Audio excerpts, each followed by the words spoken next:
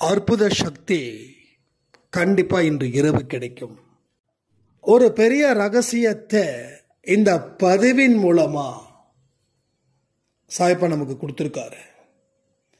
ஒவ்வொரு மனிதனுடைய கையும் உயர்த்துவது சாயப்பாவோட விருப்பம். அடுத்தவங்க உங்களுக்கு பயம் காட்டுவாங்க, நம்ப மாட்டீங்க, தோல்வி இனி இல்லை. கடவுளுடைய செல்ல குழந்தையா இருக்கிறவர்கள் எவரும் கடவுளோட வார்த்தைகளை தன்னுடைய வார்த்தைகளா நினைச்சு வாழ்ந்து கொண்டு சரித்திரம் படைப்பவர்களாக இருப்பார்கள். வெல்வதற்கான வழிகளில் இதுவும் மிகவும் ஒன்று.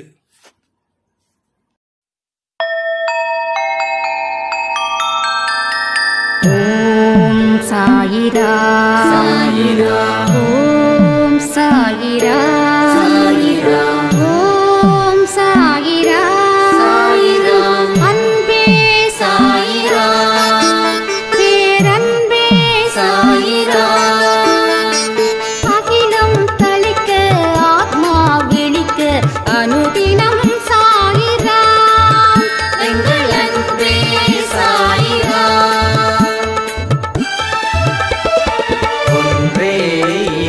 ஒன்றே பூமிக்கென்றும் சாயிரா, சரணம் சாயிரா, நன்றே செய்து வாழ்வோம், நாம் ஒன்றே செய்து வாழ்வோம், அன்பே சாயிரா.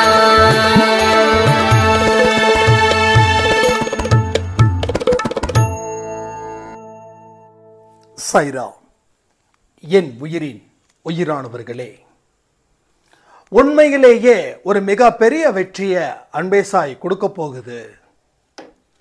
என் வாழ்க்கையில் இப்பேற்பட்ட ஒரு மாற்றத்தை ஏற்படுத்தி இருக்கிறாரு சாய்ப்பான்னு நினைக்கும் போது எனக்கு மனசெல்லாம் அவ்வளவு ஒரு ஆழ்ந்த உற்சாகம் இருக்கு அப்படின்னு ஒரு சாய்ராமும். இன்னொரு சாய்ராம், நான் வேற்று மதத்தில் இருக்கிறவங்க, ஆனால் சாயப்பாவோட ஒவ்வொரு வார்த்தைகளையும் கேட்கும்போது அந்த பொறுமையோட இரு பொறுமையோட இரு பொறுமையோட இருன்னு சொன்னீங்களே, அந்த வார்த்தையின்படி நான் இருக்கேன். எத்தனையோ இடத்துல நான் தற்கொலை பண்ணிக்க தயாராக இருந்தேன். எனக்கு 2 பெண் குழந்தைகள், வாழ்க்கையில் அவ்வளவு கஷ்டம். ஆனால் இன்னைக்கு என் வாழ்க்கையை சாயப்பா மாற்றிருக்காரு. சாயப்பா என்ன தொட்டுட்டாருன்னு சொல்லி ஒரு பெரிய ஒரு ஆடியோவை எனக்கு கொடுக்கும்போது உண்மையிலே சொல்கிறேன், என்னுடைய உடம்பு மெய் சிலிர்க்கப்பட்டது, மெய் சிலிர்த்துச்சு. எப்படிப்பட்ட விஷயங்கள் இங்கே சர்வ சாதாரணமாக நடக்குதுன்னு நினைக்கும் போது ஒரு பெரிய வியப்பு. ஒவ்வொரு மனுஷனையும் சாயப்பா தொடட்டும்னு சொல்லி நான் பிரார்த்தனை செஞ்சுக்கிறேன். நம்ம மனசு எந்த மாதிரி சுத்தமாக இருக்கோ அந்த சுத்தத்தின்படி வெற்றியை மட்டும்தான் இங்கே சாயப்பா நமக்கு அமைச்சு தருகிறார். பல போராட்டங்களுக்கு பிறகு வாழ்க்கையில் தோத்து போகிறவங்க இருக்காங்க. ஆனால் ஒரு போராட்டத்திற்கு பிறகும் வாழ்க்கையில் ஜெயிக்கிறவங்க தான் சாயப்பாவோட குழந்தைகளாக இருக்கிறாங்கன்றது உண்மை. என்னைக்கு அவர் சொல்லக்கூடிய வார்த்தைகள் மேல் நம்பிக்கை வச்சு உங்கள் வாழ்க்கை மேல முதல் அடியை எடுத்து வைக்கிறீங்களோ அந்த அடிதான் வெற்றி அடி. இந்த அடிதான் உங்கள் எதிரிகளுக்கு நீங்கள் கொடுக்கக்கூடிய நெத்தி அடி.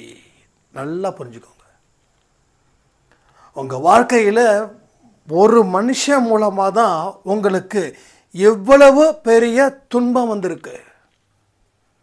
ஒரு மனுஷனோ இல்லை அதற்கு மேற்பட்டவர்களோ இருக்கட்டும், எவ்வளோ வேணாலும் இருக்கட்டும், சொல்லுங்க, உறக்க சொல்லுங்க, எத்தனை எதிரிகள் வேண்டும் என்றாலும் வரட்டும், எத்தனை எதிரிகள் வேணாலும் வரட்டும், எவ்வளவு சம்பவங்கள் நடந்தாலும் நடக்கட்டும்,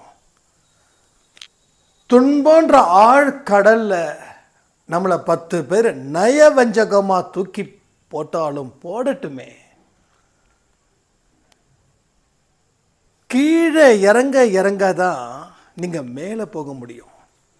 ஒரு பால் கீழே தரையில் பட்டு வேகமாக அடிக்கும்போது உங்கள் கைக்கும் தரைக்கும் இருக்கக்கூடிய அந்த அளவு அந்த பாலை தூக்கி போடும்போது, இழுத்து போடும்போது அந்த பால் எந்த அளவுக்கு அடிபட்டு மேலே போகுதுன்றதை கொஞ்சம் யோசிச்சு பார்த்தீங்களா? அப்போ கீழே விடுற ஒவ்வொரு மனுஷனும் அதை விட 10 மடங்கு உயர்ந்து போறான்ற ஒரு உண்மை அந்த பால் கொடுக்கக்கூடிய தத்துவத்தை ஏன் புரிஞ்சிக்கல? சின்ன சின்ன விஷயத்தில் கூட நிறைய தத்துவங்கள் அடங்கியிருக்குது. சின்ன சின்ன விஷயத்துல இருந்து தான் அறிவும் இருக்கு. என் வாழ்க்கையில் என்னோட அண்ணா ஒரே ஒரு வார்த்தை சொன்னார். அந்த வார்த்தை என்ன தெரியுமா?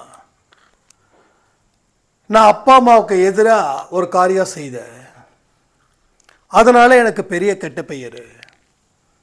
அப்போ அண்ணா சொன்ன ஒரே ஒரு வார்த்தை, டே, இவ்வளவு பெரிய தப்பை பண்ணிட்டு இவ்வளவு புத்திசாலித்தனமாக இருக்க, அப்போ இந்த தப்புக்கு பதிலாக நல்லது செஞ்சிருந்தா எவ்வளவு சிறப்பான இருப்பேன்னு அந்த அண்ணா ஒரு வார்த்தை அவர்கிட்ட திருப்பி கேட்ட. நீங்கள் சொன்னீங்க ஞாபகம் இருக்காண்ணா? நான் சொன்னேன்னா எனக்கு தெரியலையே, மறந்துடுச்சேன்னாரு. ஸோ கடவுள் என்ன அங்கே உணர்த்த அண்ணா மூலமாக பேசினார். அதனால் அது எனக்கு அந்த அவரோட வாயிலேருந்து வந்த தத்துவமாக இருந்துச்சு. அதாவது எத்தனையோ தப்பிக்கிறதுக்கு பிளான் பண்ணுறோம், தப்பிக்காமலும் இருக்கிறோம், சந்தோஷம். சரி, மனுஷங்கிட்ட தப்பிச்சிட்டோம், கடவுள்கிட்ட தப்பிக்க முடியுமா? முடியாது. படைச்சவனுக்கு தெரியும் நீ எந்த பொந்துக்குள்ள ஒழிஞ்சுக்கிட்டு இருக்க, ஒழிய போற அப்படின்னு. அந்த பொந்தை அடைக்காத வரைக்கும் பிரச்சனை இல்லை. கடவுள் பார்த்து அடைச்சிட்டாருன்னா எந்த பொந்துக்குள்ள ஓடி ஒழிய முடியும்? பாபா படத்தில் ரஜினி சொன்ன மாதிரி கதம் கதம் முடிஞ்சது முடிஞ்சு போச்சு, அந்த நிலைக்கு வந்துடும். அப்போ நீ மனுஷனை ஏமாத்தலாம், மனுஷனை ஏமாத்தி நீ வாழலாம், ஆனால் உன்னை படைச்ச கடவுளை நீ ஏமாற்ற முடியுமா? ஸோ மனுஷன் கடவுளா? மனுஷன்தான், கடவுள் கடவுள் தான். இங்கே சில பிறவிகள் சுற்றிட்டு இருக்குது, நான் தான் கடவுள், நான் தான் கடவுள், நான் தான் கடவுள்னு. அது இல்லை. அப்போ கடவுள் மனிதர்கள் மூலமாக பேசுகிறாரு, மனிதர்கள் மூலமாக நிறைய வார்த்தைகளை கொடுத்து வாழ்க்கையோட தத்துவத்தை புரிய வைக்கிறாருன்ற விஷயத்தை நாம் தெரிஞ்சுக்காம உட்காந்துட்டு இருக்கிற வரைக்கும் நமக்கு மிக பெரிய லாஸ் ஸ்டார்ட் ஆகுதுன்னு அர்த்தம். ஸோ லாஸ் ஸ்டார்ட் ஆயிடுச்சுன்னா என்ன ஆகுது? அவ்வளோதான். அப்போ நஷ்டம் எங்கே இருந்து வருதுன்னு பார்க்காம விட்டதால இன்னைக்கு நஷ்டமே ஒரு கணக்காக மாறிடுச்சு. சில பேரோட வாழ்க்கையில் எத்தனை படிக்கட்டை தாண்டி நான் அந்த இடத்துக்கு போக முடியும்னு நினச்சி மயக்கம் போட்டுடுறாங்க.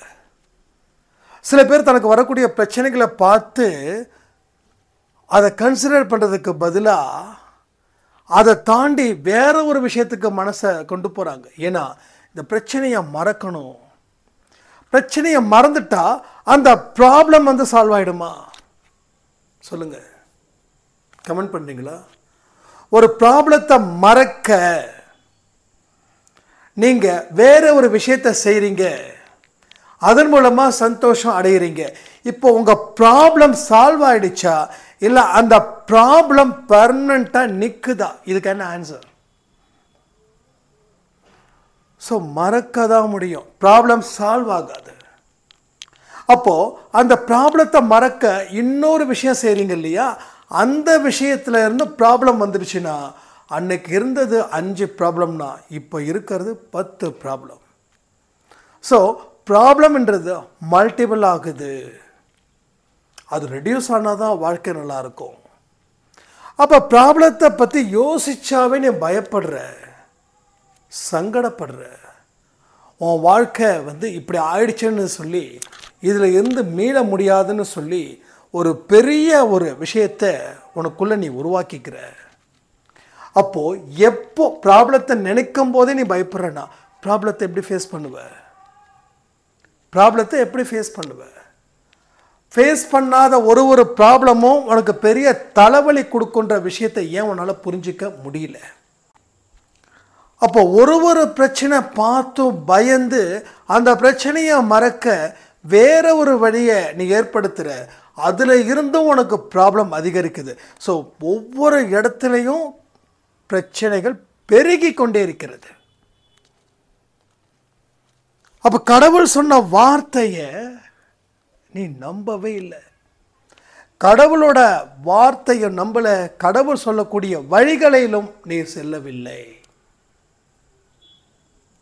துன்பத்தில் இருக்கும் இடத்தில் நான் இருக்கிறேன் அப்படின்ற ஒரு நிலையை உங்களுக்கு எத்தனையோ இடத்துல வழிகாட்டினாரு. அத்தனை இடத்துலையும் நீங்கள் அப்படி ஒரு விஷயம் நடக்கவே இல்லை. துன்பத்தில் இருக்கும்போது நான் மட்டும்தான் அந்த துன்பத்தை அனுபவித்தேன். கடவுள் அந்த துன்பத்தை பார்க்கலன்னு உங்கள் ஸ்டேட்மெண்ட்டாக இருக்கு. என்னுடைய துன்பத்தை கடவுள் பார்க்கிறார், அவர் செய்ய வேண்டிய விஷயத்தை நிச்சயமாக செய்வார் என்ற ஒரு நம்பிக்கை இல்லை.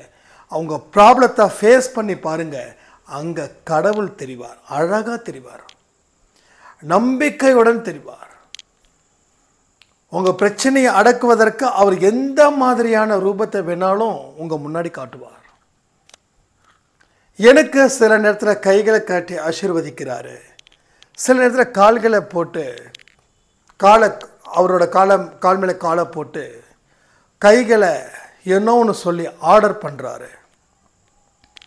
அவர் என்ன சொல்ல வராரு, என்ன புரிய வைக்கிறான்னு கண்களை மூடி நிற்கும்போது சில விஷயங்கள் எனக்கு தெரியப்படுத்துகிறாரு. அந்த விஷயத்தை நான் செய்யும்போது என் வாழ்க்கையில் 100% வெற்றி மட்டுமே அடையுது. சில நேரத்தில் எனக்கு கண்டிப்புடன்னு சொல்லுவார், சில பேர் அக்கறையுடன் சொல்லுவார், சில நேரத்தில் அன்பாலிங்க சொல்லுவார். ஏதோ ஒரு விஷயத்தில் அவர் வெளிப்படுத்தி கொண்டே இருக்கிறார். வாழ்க்கையை இப்படி வாழு, இப்படி மாறு, நீ மாறினாதான் வாழ்க்கையில் வெல்ல முடியும், நீ மாறினாதான் வாழ்க்கையில் எல்லாமே கிடைக்கும், நீ என் மேலே நம்பிக்கை வை, என்னை பிரார்த்தனை செய், என்னுடைய ஆசீர்வாதத்தை பெறுன்னு சொல்கிறார், என்னோட ஆசீர்வாதத்தை பெறணும்னு சொல்கிறாரு. அவர் ஆசீர்வாதத்தை பெற்றுக்கொண்ட மனிதர்களாக நம்ம இருக்கிறோன்னு நினைக்கிறீங்க? அப்படியே அவரோட ஆசீர்வாதத்தை நாம் பெற்றுக்கொண்டாலும் எத்தனை சதவீதம் அது இருக்குதுன்னு யோசிச்சு பார்த்துருக்கீங்களா? முழு ஆசீர்வாதத்தை இன்று வரை நாம் பெறவே இல்லை. ஏன்னா இன்னைக்கு வரைக்கும் நம்ம மாய சக்தியில் விழுந்துக்கிட்டே இருக்கோம். இந்த நிமிஷம், இந்த நொடி வரைக்குமே இது நடக்குது. நீங்கள் நடக்கலைன்னு சொன்னால் அது நடக்கலைன்னு ஆயிடாது. நீங்கள் எந்த அளவுக்கு உங்களுக்கு உள்ள ஒரு விழிப்புணர்வை ஏற்படுத்துகிறீங்களோ அந்த விழிப்புணர்வு தான் உங்களுக்கு சொல்லும். ஒரு விஷயத்தை கவனத்தோட எஸ்ன்னு சொல்கிறதுக்கும் பெயருக்காக எஸ்ன்னு சொல்கிறதுக்கும் வித்தியாசம் இருக்குது. ஒரு வேளை இதை சரியா அப்படின்னு நம்ம கேட்டால் நீங்கள் அவங்க கேட்டதுக்கு உண்டான பதில் நீங்கள் அதை பற்றி தெரிஞ்சிருக்கணும், அதை அக்கறையோடு பார்க்கணும். இல்லை இவனை அவாய்ட் பண்ணால் போதுன்னு சொல்லி நீங்கள் தலையை ஆட்டி அவள் அதை சரின்னு சொன்னாலும் அது தப்பாயிடும் உங்கள் மேலே. அப்போது பல விஷயங்கள் நாம் எல்லாத்துக்கும் சரின்ட்டு போகிறோம். பல விஷயத்தை அப்படி தான் முடிவு பண்ணுறோம். அப்போ நமக்கு உள்ளே இருக்கக்கூடிய ஒரு சக்தி வெளிப்படுத்தவே இல்லை. உங்களுக்கு கிடைச்ச ஆசீர்வாதங்கள் இப்போ வரைக்கும் சொல்கிறேன் முழுமை அடையவே இல்லை. முழுமை அடைஞ்சிருந்தா இந்த நிமிஷம், இந்த நொடி உங்கள் வாழ்க்கையில் மிகப்பெரிய ஒரு மாற்றத்தை அது ஏற்படுத்தி இருக்கும். உங்களோட கவலைகள் இல்லாத பெருவாழ்வை நீங்கள் வாழ்வீர்கள். கவலைகள் இல்லாத பெருவாழ்வு. கவலையே இல்லாத வாழ்க்கையை வாழ முடியுமா? நீங்கள் வாழ முடியாதுன்னு தானே சொன்னீங்கன்னு சில சாய்ராம்ஸ் வந்து கேட்கலாம். அதாவது எந்த ஒரு கவலையும் நீடித்து நிற்காது. ஒரு கவலைக்கு பின்னாடியும் ஒரு அற்புதங்களும் நடக்கும். நாம் இன்னைக்கு 10,000 ரூபா சம்பாதிச்சிட்டோம். இந்த 10,000 ஓட்டுறவனும் இருக்கான். அப்போ இந்த 10,000 நம்ம சம்பாதிச்சிருக்கோம், இன்னும் கொஞ்சம் பாடுபடலாம், கஷ்டப்படலாம், உழைக்கலாம் அப்படின்னு கொஞ்சம் ஃபோர்ஸ் பண்ணும்போது அவனுக்கு எக்ஸ்ட்ரா நேரம் ஒர்க் பண்ணும்போது வலியும் ஏற்படும், ஆனால் வருமானமும் அதிகரிக்கும். அப்போ அந்த வலி அது கவலை கிடையாது. அடுத்த ஸ்டேஜுக்கு அவன் தன்னை பழக்கப்படுத்திக்கும் போது அதில் கிடைக்கக்கூடிய தியாகம் அவனுக்கு வலியாக மாறுது. அதில் அவன் நினச்சி நின்னானா அதில் அவன் ஆனந்தத்தை பெறுகிறான். மறுபடியும் இது மாதிரி ஒரு கட்டத்தையும் அவன் போகலான்னு நினைக்கும் போது, புதுசான அனுபவங்களை பெறும்போது அவனுக்கு வலிகள் நிச்சயமாக ஏற்படும். அந்த தான் நான் கவலைன்னு சொல்கிறேன். புரியுதா? நீடிச்ச எந்த கவலையும் இருக்காது. உங்களுக்கு 5 வருஷமாக இப்போ வரைக்கும் கவலைகள் ஏதாவது ஒரு பாயிண்டில் இருக்குதான்றதை கமெண்ட் பண்ணுங்கள். அப்போது அதுக்கு நான் ரொம்ப தெளிவாக சொல்ல முடியும், இன்னமும் முழுமையான கடவுளுடைய ஆசீர்வாதத்தை நீங்கள் பெறவில்லை. முழுமையான ஆசீர்வாதம் கிடைக்கல. இன்னும் சொல்லணும்னா ஆசீர்வாதம் உங்களுக்கு கிடைக்கலன்னு வச்சுக்கோங்க. கிடைச்சிடுச்சுன்னு வாழ்ந்து கிடைக்காத ஒன்று கிடைச்சிடுச்சுன்னு வாழும்போது அது உங்களுக்கு லாஸ். இன்னும் கிடைக்கல, கிடைக்கிறதுக்கு நான் தகுதியானவனாக மாறுவேன்னா அது உங்களுக்கு லாபம். ஸோ இங்கே லாஸை பற்றி நான் சொல்லலை, அழிக்கிறத பற்றி பேசலை, உருவாக்குறத பற்றி பேசிக்கிட்டு இருக்கோம். உருவாக்குறதன் நோக்கம் என்ன தெரியுமா? கடவுளோட விருப்பமாக அது இருக்குது. இதை நீ உருவாக்குன்னு கடவுள் விருப்பப்படுறாரு. அதை உருவாக்குவதற்கு உன்னுடைய ஒட்டுமொத்த மாய சக்தியில இருந்து விடுபடுன்னு சொல்றாரு. மாய சக்தி தனியாக இருக்கட்டும், அதை விட்டுடு, அது பாட்டுக்கு போகட்டும். அது அப்பப்போ உன் மைண்டுக்குள்ளே வரும், உனக்கு குடைச்சல கொடுக்கும், கண்டுக்காத. ரோட்டில் ஒருத்தன் பைத்தியக்காரன்னு சொல்லி திட்டுறான் அப்படின்னா அவனை நீ கண்டுக்காத. நீ கண்டுக்கிட்டா அது உனக்கு தான், கண்டுக்கலைன்னா அது உனக்கு இல்லை. எடுக்கிற பொருள் தான் உனக்கு சொந்தம், எடுக்காத பொருள் உனக்கு சொந்தம் இல்லை. கேட்குற வார்த்தை தான் உனக்கு சொந்தம், கேட்காத வார்த்தை உனக்கு சொந்தம் இல்லை. பார்க்கறது தான் உனக்கு சொந்தம், பார்க்காதது உனக்கு சொந்தம் இல்லை. இப்போ மாய சக்தி உன்னை பார்க்க வைக்கும், சொந்தம் கொண்டாட வைக்கும், அதை வந்து தக்க வச்சுக்க செய்யும். இது எல்லாத்துல இருந்தும் நீ விடுபடணும். ஸோ விடுபட தான் உன்னுடைய வாழ்க்கையில் ஒரு தெளிவும் அடுத்த கட்டத்துக்கு உண்டான ஏற்பாடுகளும் அங்கே தொடர்ந்து நடக்கும். உன் வாழ்க்கை ஒரு வெளிச்சத்துக்கு கொண்டு போய் சேர்க்கும். இதை செய்யாமல் நீ பாட்டுக்கும் எனக்கு அது இருக்குது இது இருக்குதுன்னு சொல்லாதன்னு சாய்ப்பா நமக்கு பல விஷயத்தை இந்த பதிவின் மூலமாக புரிய வச்சிருக்காரு. ஸோ ரொம்ப அற்புதமாக இருந்ததுங்க. இன்னைக்கு இந்த நாள் வரைக்குமே நம்ம அன்பே சாயில் சச்சரிதம் படிக்கிறதா இருக்கட்டும், மெடிடேஷன் பண்ணுறதா இருக்கட்டும். சாய்ராம் சொன்னாங்க, எத்தனை நாள் சச்சரிதம் படிக்கும்போது எனக்கு எந்த ஃபீலிங்ஸும் இல்லை. ஆனால் இந்த 1ஆம் தேதியில் இருந்து படிக்கும்போது எனக்கு நீங்கள் சொல்கிற ஒரு ஃபீல், சாயப்பா எனக்கு எதிரில் நிற்கிற மாதிரியும் இல்லை, அவர் செய்யக்கூடியதை நான் ஒரு பார்வையாளராக பார்க்குற மாதிரியும் எனக்கு உடம்பு புல்லரிக்குது. ஈவன் நான் தூங்கும்போது கூட கனவுல கூட நான் படித்த சாப்டர்ஸ் எனக்கு வருதுன்றாங்க. என்னைக்கு நம்ம விழிப்புணர்வோடு இருக்கிறோமோ அன்னைக்கு சகலமும் நமக்கு கிடைக்குது பாருங்களேன். அதுதாங்க சாயப்பா நமக்கு மேலே வச்சிருக்கிற அன்புன்றது. அதாவது ஒரு நிமிடமாவது அவர் மேலே நம்பிக்கை வைக்கணும். ஒரு நிமிடமாவது அவர் மீது நமது கவனத்தை வைக்க வேண்டும். நம்ம வைக்கிறோன்னு நினச்சிக்கிட்டு இருக்கோம், ஆனால் வைக்கல. ஷீரடிக்கு போகும்போது சாய்பாவை கும்பிடும்போது எல்லாருக்கும் ஒரு நம்பிக்கை, நம்ம கடவுளை பார்த்துட்டோம், கடவுள்கிட்ட பேசிட்டோம் அப்படின்னு. ஆனால் அந்த எண்ணங்கள் சரியாக தப்பான்றதை நான் ஒரு சில விஷயங்கள் மூலமாக உங்களுக்கு சொல்லணும்னு புரிய வைக்கிற முயற்சி பண்ணுறேன். அதாவது நீங்கள் நேராக ஷீரடிக்கு போகிறீங்க, சாய்பா பார்க்குறீங்க, அந்த 5 நிமிஷம் பார்த்துட்டு மனசார தாண்டி போகும்போது நம்ம முழு மனது அவரிடம் வைத்து விட்டோன்னு அர்த்தம். திரும்ப திரும்ப பார்க்கலன்னா நீங்கள் முழு கவனத்தை அவர் மேலே வைக்கலன்னு அர்த்தம். நிறைய பேர் என்ன பண்ணுறாங்கன்னா திரும்ப திரும்ப பார்க்குறாங்க, அடுத்த நாள் காலையிலையும் பார்க்குறாங்க. நான் பார்க்க வேண்டாம்னு சொல்லலை. ஒரு தரிசனத்தை நீங்கள் பார்த்தீங்கன்னா முழு கவனத்தோடு பார்க்கும்போது அதை அப்படியே நீங்கள் உணவாக எடுத்துக்கிற மாதிரி. ஒன்றும் இல்லை, பசி சாப்பிட்றீங்க, சாப்பாட்டு மேலே கவனத்தை வச்சு சாப்பிட்டா கம்மியாக தான் சாப்பிட முடியும். சாப்பாடு மீது கவனம் இல்லாமல் சாப்பிட்டா அதிகமாக சாப்பிடுவோம்.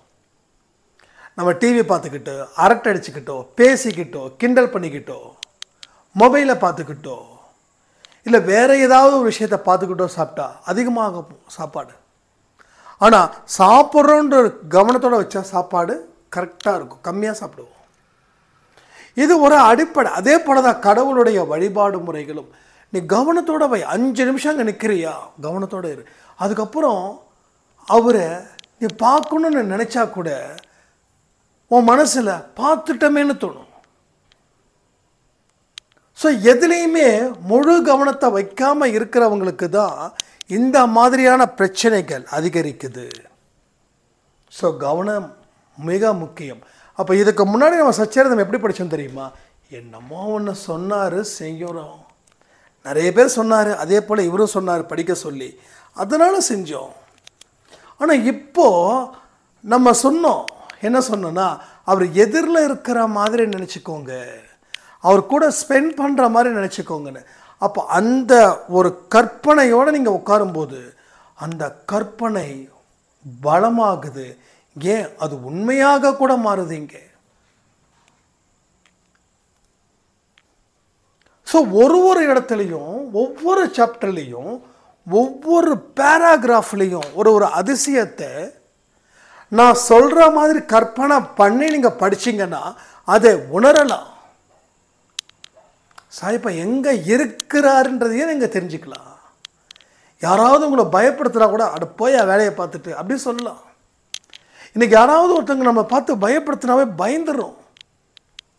யாராவது ஒரு மூணாவது ஒரு மனுஷன் பார்த்து பத்திரம் இப்படி தான் அந்த வீட்டை நடந்துச்சு, எனக்கு என்னமோ உனக்கு சொல்லணும்னு நினச்சேன், நான் சொல்லிட்டேன் அப்படின்னு சொன்ன உடனே நடக்காத விஷயம் நடந்துடுச்சுன்னு அந்த மனுஷனுடைய மனசில் அவ்வளவு பயம் வந்துடுது. ஆனால் கடவுளுடைய நம்பிக்கை பெற்றவர்கள் தைரியத்தை பெறுகிறார்கள். முதல் படியாக தான் கடவுளுடைய நம்பிக்கையை பெற்றவர்களால் மட்டுமே தான் கடவுளுடைய வாழ்க்கையோட தைரியத்தை அடைய முடியும். இந்த விஷயத்தை நீங்கள் புரிஞ்சுக்கிட்டீங்கன்னா இன்னமும் நீங்கள் சாய்பா கிட்ட நெருங்குவீர்கள். அப்போ நெருங்கும் போது நிறைய அற்புதங்கள் உங்களுக்கு தொடர்ந்து நடந்து கொண்டே இருக்கும். அதில் மாற்றமே இல்லை, அதில் எந்த விதத்திலையும் மாற்றங்கள் இல்லை. ஸோ ஒவ்வொரு மாற்றமும் எப்படி இருக்க போகுது, ஒரு முன்னேறுவதற்கு உண்டான ஒரு பாதையாக அமையும். அதுலேயும் எந்த சந்தேகமும் இல்லை. ஆனால் இதுக்கெல்லாம் நீங்கள் எக்ஸ்பெரிமெண்ட் பண்ண தான் உண்டு. அப்போது நீங்கள் செயல்படணும். நம்ம நினச்சா மட்டும் நடந்துடாது. நான் 100 மார்க் எடுப்பேன் இப்படி தான் நினைக்க சொன்னாங்க, பாசிட்டிவாக திங்க் பண்ண சொன்னாங்க. இந்த நிறைய யூடியூப் சேனல் நினச்சினா பாசிட்டிவாக திங்க் பண்ணு, நீ நினச்சதை அடையலாம். எங்க பாசிட்டிவாக திங்க் பண்ணால் போதுமா? எனக்கு புரியலிங்க. பாசிட்டிவாக திங்க் பண்ணால் போதும். இப்போ நான் எல்லா சப்ஜெக்ட்லேயும் 100 மார்க் எடுக்கணும். அப்போது நான் 100 மார்க் எடுப்பேன், நான் 100 மார்க் எடுப்பேன், நான் 100 மார்க் எடுப்பேன் அப்படின்னு நினச்சிக்கிட்டே இருந்தால் ஏதோ ஒரு படத்தில் ரிலையன்ஸ் அம்பானி ஆகணும்னு சொல்லி கருணாஸ் கிட்ட ஒருத்தவங்க சொல்லுவாங்க. காலைல 4 மணிக்கு எழுந்திரிச்சு ஒத்த காலில் நின்று 2 கைகளையும் தலைக்கு மேலே வணக்கம் வச்சு வணங்கி நான் அம்பானி ஆகணும், நான் அம்பானி ஆகணும் நீ சொல்லிக்கிட்டே இருந்தனா நீ அம்பானி ஆகிடுவன். அப்போ அம்பானி இப்படி பண்ணியா பெரிய ஒரு வியாபாரியாக மாறினார். இங்கே கொஞ்சம் ராஜாஜி மாதிரி இருக்கலாம், கொஞ்சம் பெரியார் மாதிரி இருக்கலாம். பெரியாருடைய தத்துவமும் முக்கியமாக இருக்குது. நல்ல விஷயங்களை எடுத்துக்க வேண்டியதா. நம்மெல்லாம் வந்து எப்படின்னா அன்னப்பறவை மாதிரி சாய்ப்பா குழந்தைங்கள்லாம் பாலும் தண்ணியும் கலந்து வச்சா பாலை மட்டும் எடுத்துக்குமா அன்னப்பறவை, அது போல நம்ம இருக்கணும். ஸோ பெரியாருடைய தத்துவம் இப்போ ரொம்ப ரொம்ப முக்கியமாக இருக்குது. இல்லாட்டி மனுஷன் முட்டாளவே தெரிஞ்சிடுவான். அப்போ பெரியாருடைய உயர்ந்த தத்துவங்களை எதெல்லாம் நமக்கு சொந்தமாக்கி இருக்கணுமோ அதை சொந்தமாக்கிக்கலாம். அவர் கடவுள் மறுப்பு உடையவர், நாம் கடவுள் இருக்கிறான்னு நம்ம நம்புகிறோம். அப்போ பெரியாருடைய தத்துவம் என்ன? மூட நம்பிக்கைக்கு எதிராக இருந்தார். ஸோ நாமளும் மூட நம்பிக்கை எதிராக இருக்கலாம். அப்போ நான் நினைக்கிறதால அம்பானி ஆகிட முடியாது, நான் நினச்சதால நடந்துடாது. அதற்குண்டான வழி என்ன? அதற்கு யாரெல்லாம் கூட்டு சேர்த்துக்கலாம், யாரெல்லாம் நம்ம கேரக்டருக்கு செட் ஆவாங்க, இதுக்கு எவ்வளவு நேரம், ஒரு ஷார்ட் டைமில் நம்ம டெவலப் ஆகணுமா இல்லை லாங் டைமில் டெவலப் ஆகணுமா, இதையெல்லாம் நம்ம யோசித்து முன்னேறணும். ஷார்ட் டைமில் நான் வந்து ரெடி ஆகிடுவேன் அப்படின்னா அது வந்து பாசிபிள் இருந்துச்சுன்னா கண்டிப்பாக நடக்கும், பாசிபிள் இல்லைன்னா இட்ஸ் நாட் அ பாசிபிள், அவ்வளோதான். அப்போ உங்களுக்கு பாசிபிள் இல்லை முடியல அப்படின்னா உங்களுக்கு அதன் மூலமாக வரக்கூடிய துன்பங்களும் பெருகும். இப்போ பெரியாராகவும் இரு, ராஜாஜியாகவும் இரு. ராஜாஜி கடவுள் இருக்குதுன்றாரு, பெரியார் கடவுள் இல்லைன்றாரு. ஆனால் அவர்கள் சொல்லக்கூடிய வழிகள் எதெல்லாம் நீ எடுத்துக்கோ. அவங்க யாரும் உன்னை திணிக்கலை, அவங்கவுங்களோட தத்துவத்தை சொன்னாங்க. உனக்கு எதை எடுத்துக்கணுமோ அதை எடுத்துக்கோ. அவர் இந்த விஷயத்த சொல்கிறாரு, எனக்கு இதில் உடன்பாடு இல்லைன்னா நல்லது, உடன்பாடு இல்லை அப்படின்னா விட்டுரு, அவ்வளோதான். அது மாதிரி எத்தனையோ தத்துவ ஞானிகள், அரசியல்வாதிகள், தொழிலதிபர்கள், இலக்கியவாதிகள் சொல்லக்கூடிய விஷயத்தை நம்ம எடுத்துக்கிற தப்பே இல்லை. ஆனால் எதுவுமே யோசித்து ஆழமாக சிந்திச்சு எடுத்துக்கோங்க. கேட்குறதுக்கு எல்லாம் எடுத்துக்கணுன்ற அவசியம் இல்லை. அப்படிப்பட்ட ஒரு ஒரு ஒரு கஷ்டத்தை யாருக்கும் கடவுள் கொடுக்கல. உனக்கு என்ன விருப்பமோ எடுத்துக்கோ. உனக்குன்னு ஒரு தத்துவத்தை உருவாக்கு, அதுக்குள்ளே பயணி. அதை வந்து தாண்டி போகாத, தாண்டி செல்லாத. ஒரு ஒரு ஒரு கோட்டை தாண்டினதால தான் ராவணன் அந்த ஆட்டம் போட்டான். நீ தாண்டலைன்னா ராமாயணமே இல்லை, நீ தாண்டினதால தான் போர். அதே போல தான் உனக்கும் கடவுள் போட்ட கோடை தாண்டாத. ஏன்னா கடவுள் போட்ட கோடை நீ தாண்டிட்டனா உன்னுடைய எல்லையை நீ பெருக்கவே முடியாது. கடவுள் போட்ட கோட்டை நீ தாண்டாமல் இருந்தா உன்னுடைய எல்லையையே பெருக்க முடியும். உன்னால் முடியாதுன்னு 1000 பேர் சொன்னாலும் நீ ஏன் நம்புற? அவனை வச்சு சொல்றா, அவனை வச்சு தான் உன்னை கெஸ் பண்ணுறான். அவன் சொல்லிட்டான் முடியாதுன்னு நீ முடிவு பண்ணா உன்னை விட முட்டாள் உலகத்தில் யாருமே இல்லை. எவன் ஒருத்தன் முடியாதுன்னு சொல்கிறானோ உன்னால் முடிகிறதுக்கு உண்டான வழிகள் என்ன இருக்குதுன்னு பாரு. இப்போதைக்கு எதுவும் அது செட் ஆகலையா, அமைதியாக வச்சுக்கோ. ஏன்னா அதற்குண்டான நேரத்தையும் காலத்தையும் அதற்குண்டான அறிவுரைகளையும் நிச்சயமாக நீ பெறுவே. எதையுமே க்ளோஸ் பண்ணாத, எல்லாமே ஓப்பனில் இருக்கட்டும். ஆனால் இது நடந்தால் தான் என் வாழ்க்கை மாறும்னு அந்த லிமிட்டுக்குள்ளே உன்னை கொண்டு வந்து சேர்த்துறாத. அது சேர்த்துட்டா அது பேராபத்தாக முடியும்னு அவர் நம்மக்கிட்ட சொல்லிக்கிட்டு இருக்காரு. ஸோ இதை எல்லாத்தையும் புரிஞ்சுக்கிட்டா வாழ்க்கை செம்மையாக இருக்கும்னு சொல்லி இந்த பதிவை நான் முடிக்கிறேன். ஜெய் சாய்ராம். ஓம் சாயிரா சாயிரா, ஓம் சாயிரா சாயிரா, ஓம்